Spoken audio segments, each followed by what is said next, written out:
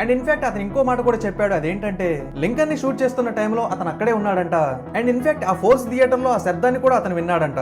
ఆ శబ్దం చాలా భయంకరంగా ఉంటుందని చెప్పాడు. అండ్ లింకన్ యొక్క ఫినరల్ కి కూడా చాలా సార్లు అటెండ్ అయ్యానని కూడా చెప్పాడు. సో ఇలాగ చాలా విషయాలను అయితే చెప్పాడు ఆయన. సో అతను మరొక విషయాన్ని కూడా చెప్పాడు, అదేంటంటే గవర్నమెంట్ దగ్గర 2 గ్రే ఎలక్ట్రికల్ బూమ్స్ అయితే ఉన్నాయని, దీన్ని ఉపయోగించి కూడా టెలిపోర్టేషన్ అనేది చేయిస్తూ ఉన్నారని చెప్తున్నాడు. ఒక దాంట్లోకి వెళ్లి ఒక వ్యక్తిని ఉంచిన తర్వాత మొత్తం సిస్టమ్ అంతా యాక్టివేట్ చేస్తారు. ఆ వ్యక్తి ఆటోమేటిక్ గా టెలిపోర్ట్ అయ్యి మరొక ప్రాంతానికి అయితే వెళ్ళిపోతూ ఉంటాడు. మనం ఇలాంటివన్నీ కూడా సినిమాలోనే చూస్తూ ఉంటాం అనుకుంటాం, కానీ నిజ జీవితంలో కూడా ఇలాంటివి ఉన్నాయని అయితే చాలా మంది అభిప్రాయపడుతూ ఉన్నారు. బట్ అందులో ట్రావెల్ చేసే వాళ్ళకి మాత్రం కొంచెం డిఫరెంట్ ఎక్స్పీరియన్స్ ఉంటుందంట. కొంతమందికి ఏమో ఫాస్ట్ రన్నింగ్ చేస్తున్నట్టు అనిపిస్తుంది, కొంతమందికి అసలు ఏమనిపించదంట. సో దాని వెనకున్న రీజన్ ఏంటని తెలియనప్పటికీ కూడా మొత్తం ఈ థియరీ మాత్రం చాలా కన్ఫ్యూజన్ అయితే కలిగిస్తూ ఉంది. ఇవే గైస్ ఈ టైం ట్రావెలింగ్ అనేది ఉందని నిరూపించడానికి కొన్ని ఆధారాలు.